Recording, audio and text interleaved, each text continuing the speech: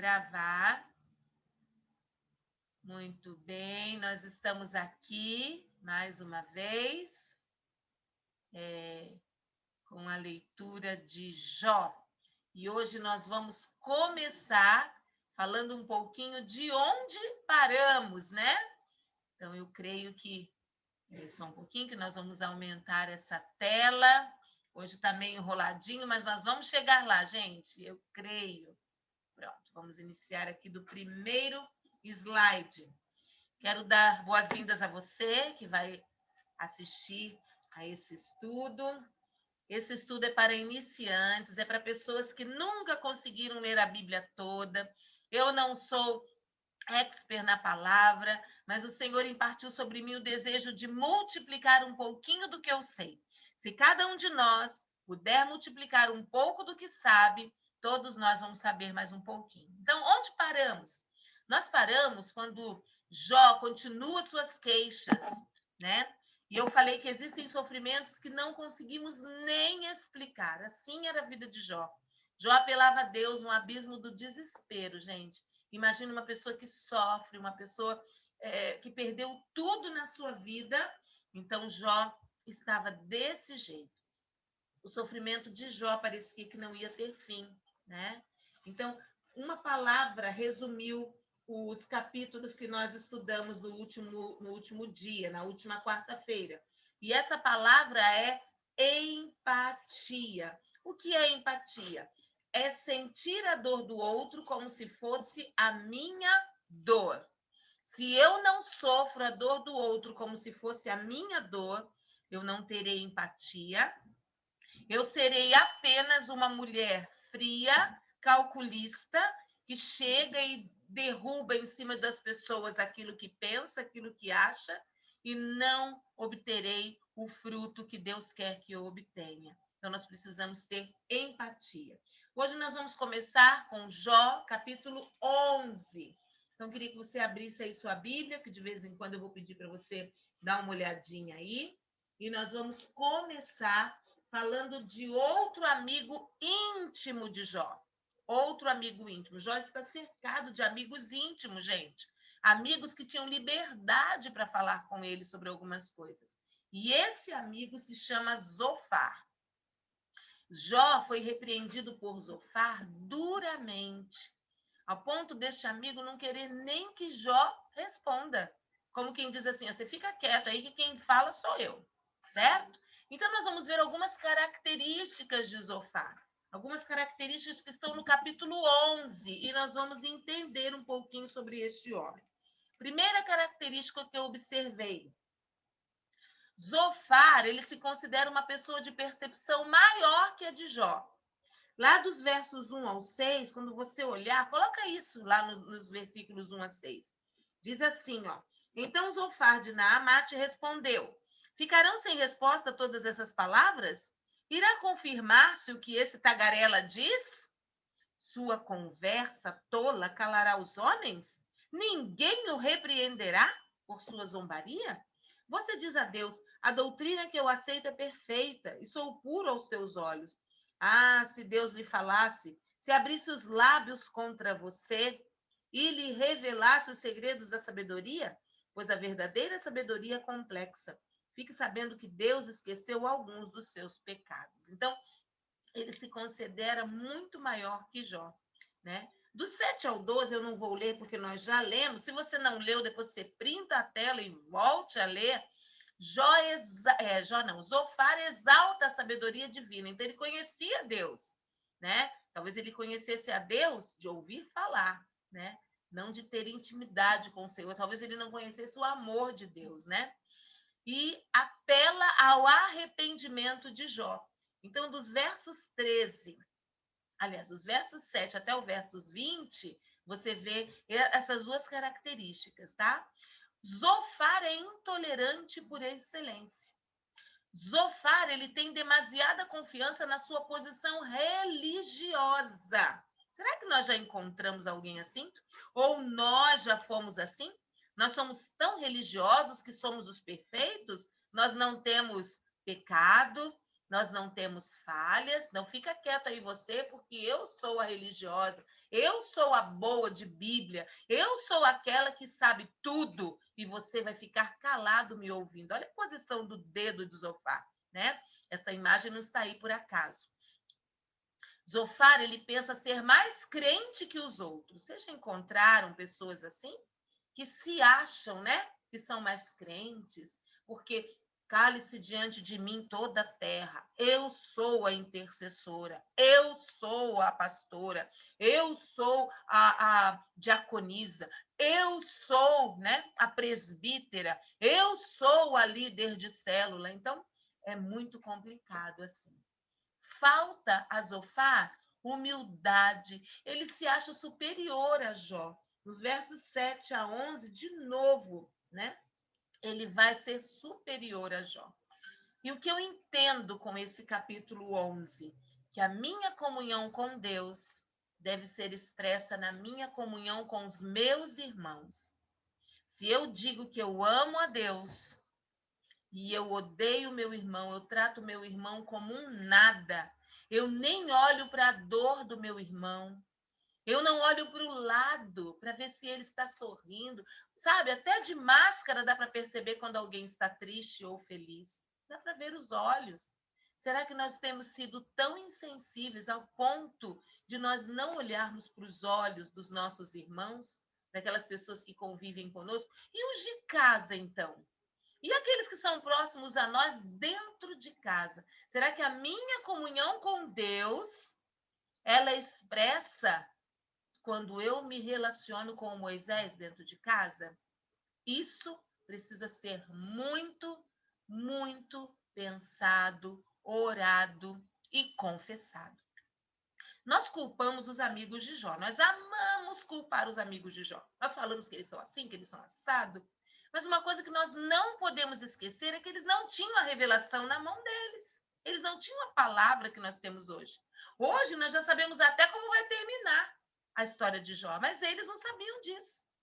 E nós, que temos a revelação, e ainda hoje, mesmo depois de tudo que nós sabemos que aconteceu com Jó, nós agimos como Zofar, com outros amigos nossos. Nós agimos como Zofar, apontando o dedo para as pessoas que nos cercam. Isso é muito triste, nós precisamos pedir perdão. Precisamos nos arrepender de tudo que temos feito e tem magoado os corações das pessoas mais próximas a nós, né? Zofar, ele argumenta a partir da justificação. Jó foi influente demais, Jó foi presunçoso, Jó compactuou com o pecado e Jó está recebendo o que ele merece. Então, cale a boca aí, porque você foi influente demais, você foi presunçoso demais, você compactuou com o teu pecado e agora, sabe o que acontece, Jó? Cala sua boca, que você está merecendo tudo aquilo que você está passando. Esse é o resumo dos argumentos de Zofar.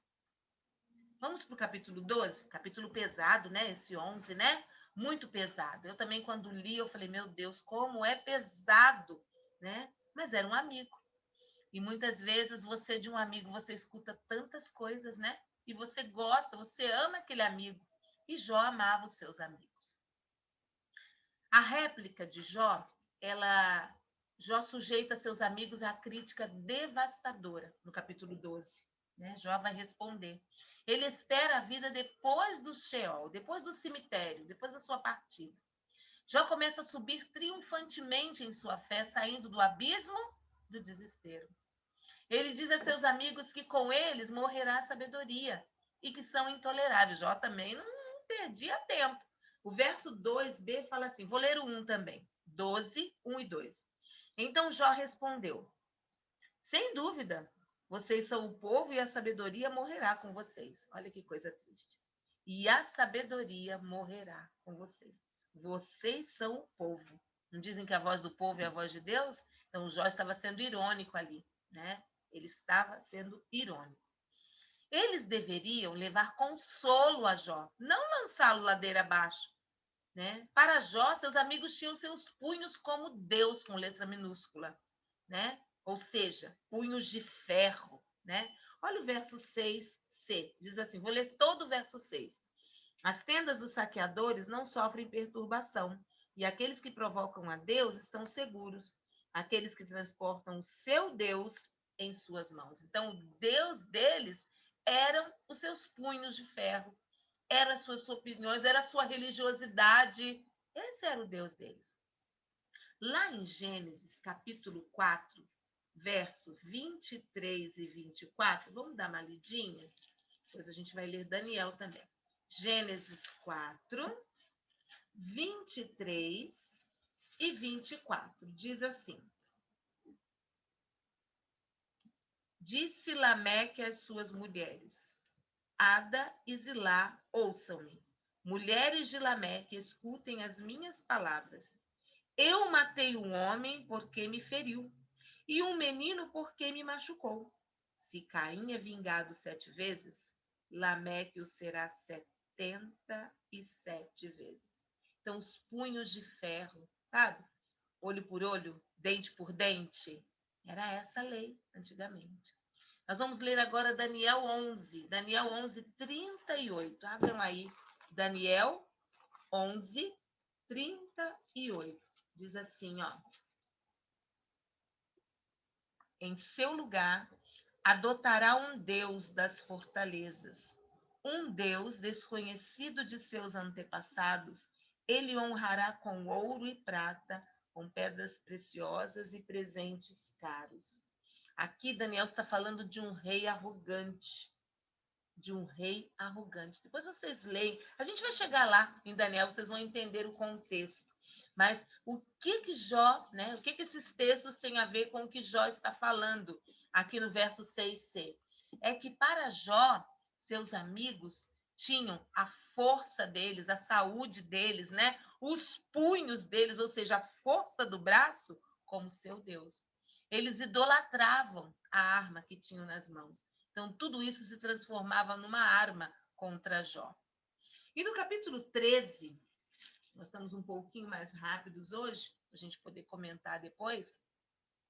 No capítulo 13, a ironia na declaração de Jó é que nem ele, nem seus amigos sabem muita coisa. E por isso mesmo, eles o julgam. Isso está no verso 1 e 2 do capítulo 13. Diz assim: Meus olhos viram tudo isso, meus ouvidos o ouviram e entenderam. O que vocês sabem, eu também sei. Não sou inferior a vocês. Então, Jó também tinha a hora que colocava os seus amigos em seus devidos lugares. Vocês sabem o que eu também sei, né? Vocês não estão trazendo aqui. Quanto mais quietos vocês ficam, é melhor. Fica quietinho aí, porque Jó prefere falar com a pessoa certa, né? Porque quanto mais eu falo, né? Quanto mais eu falo, mais eu erro. Não é assim hoje, gente? Às vezes tem algumas pessoas que vêm perguntar os negócios para mim. Hoje eu estava na casa da Brisa e da Iris, né? As gêmeas. E a Brisa estava contando para mim que ela saiu com um dos filhos e por ele ser moreninho, uma pessoa veio perguntar assim se o Natan e o Samuel eram filhos do mesmo pai, porque eles são tão diferentes, né? Existem pessoas que não colocam a sua boca no lugar certo, a sua língua no lugar certo, né? Querem falar. E muitas vezes é melhor você ficar calado do que você responder, né? Quando você fica quieto, você mostra muito mais sabedoria. E Jó estava falando exatamente isso. Ele preferia voltar-se para Deus. Olha só, olha o 3, verso 3. Diz assim: Mas desejo falar ao Todo-Poderoso e defender a minha causa diante de Deus. Vou continuar lendo. Vocês, porém, me difamam com mentiras. Todos vocês são médicos que de nada valem. Se tão somente ficassem calados, mostrariam sabedoria. Que coisa, não? Em vez de acusarem o triste amigo do alto de um pedestal, os amigos de Jó deveriam ter orado por ele, né? Como médicos que dão diagnósticos errados, a gente vê muito isso hoje em dia, né? Tudo é Covid, né, gente? Às vezes a pessoa morre não é de Covid, mas tudo é Covid. Do mesmo modo, os amigos de Jó não estavam valendo de nada naquele momento de tanta dor. Era isso que Jó estava falando. E Jó sente frustração. Seu desejo agora é que aquilo ali acabasse, né? Mesmo assim, ele derrama diante de Deus a sua confiança. Ele espera que seus amigos o aceitem, que pare com as acusações. E em silêncio ele fica diante do Senhor. Olha que palavras preciosas do capítulo 13. Eu quero chamar a atenção de vocês para o verso 15, que diz assim: embora, tem versões que falam assim, ainda que ele me mate, ainda que ele me mate, ele é Deus, né? Embora ele me mate, ainda assim esperarei nele. Certo é que defenderei os meus caminhos diante dele. Então Jó tinha tanta certeza de que ele não tinha pecado, todos os seus pecados eram confessados, que ele falou, ainda que Deus me mate, eu vou esperar nele. E vou esperar certo de que eu vou defender diante dele os meus caminhos, tudo que eu tenho passado. Que versículo precioso, né? Mesmo que Deus nos mate, é a seus pés que nós temos que estar. Né? Para onde nós iremos?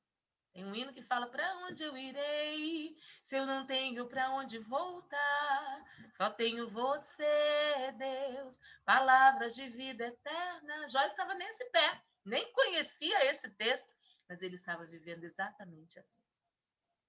No capítulo 14, né, nós estamos chegando quase no finalzinho, um dos capítulos mais lindos que eu acho, espera só um pouquinho que eu fui demais para frente, deixa eu voltar.